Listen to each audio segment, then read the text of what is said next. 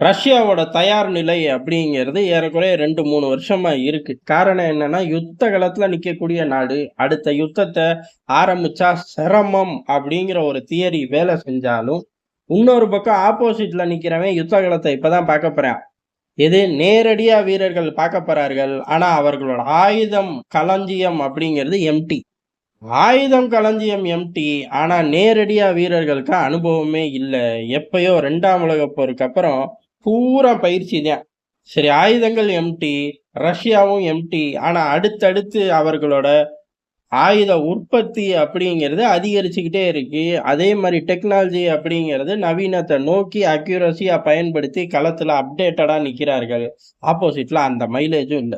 இப்படிப்பட்ட ஒரு சூழ்நிலையில தான் ரஷ்யாவுக்குள்ள தாக்குதலுக்கு அனுமதி அப்படின்னு பைடன் கையெழுத்து போட்ட ஏவுகணைய குடுத்து கிளம்பி போக, ரஷ்யா தன்னோட அணு ஆயுத கொள்கைய ரொம்ப தெளிவா மாத்திருச்சு.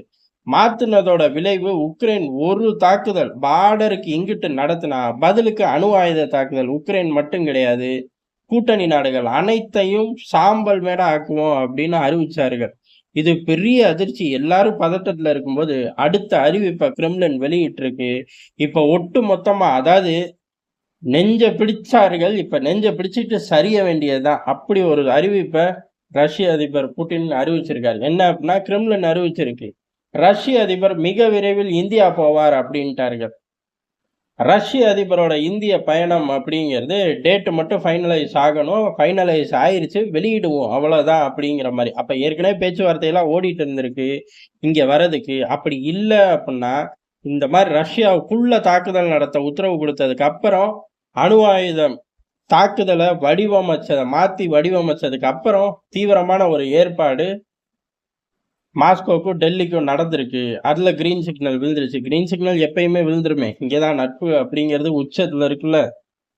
அதோட விளைவா ரஷ்ய அதிபர் புட்டின் இந்தியா கிளம்புறார் அப்படிங்கிறது தான். சரி, நட்பு நாட்டுக்கு போறார். ரஷ்ய அதிபர் புட்டின் போறார். இதுக்கும் பெரிய அளவு அங்க சூழ்நிலை மாறுனதுக்கு என்ன சம்பந்தம் அப்புட்ன்னா, உக்ரைனோட 1,00,000 வீரர்கள் அதாவது யுத்தம் ஆரம்பிக்கிறதுக்கு முன்னாடி உக்ரைனோட 1,00,000 வீரர்கள் எல்லையில நிக்கும்போது, இந்த பக்கம் ரஷ்யாவும் 1,00,000 வீரர்கள நிறுத்துச்சு. பயிற்சி பெரிய அளவு 2 பக்கமும் நடந்துகிட்டு இருந்துச்சு. யுத்தத்த சந்திக்க போறார்கள் அப்படிங்கிற நிலைமை.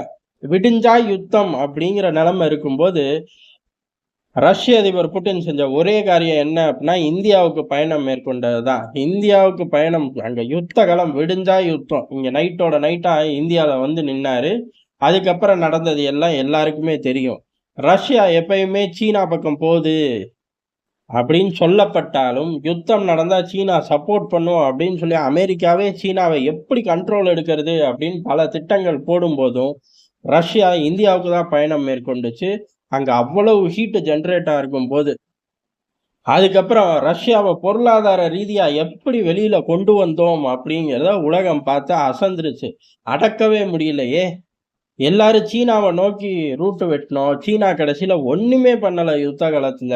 ஆனா இந்தியா யுத்த காலத்துக்கு வெளிப்படையா ஆதரவு ரஷ்யாவுக்கு அப்படின்னு சொல்லிட்டு, அவங்க பாட்டு இஷ்டத்துக்கு விளையாண்டு பெரிய அளவு மைலேஜ் எடுத்துட்டு போய்க்கிட்டே இருக்காய்ங்க. ரஷ்யாவையும் பொருளாதார தடையிலிருந்து மீட்டு கொண்டு வந்துட்டாங்களே!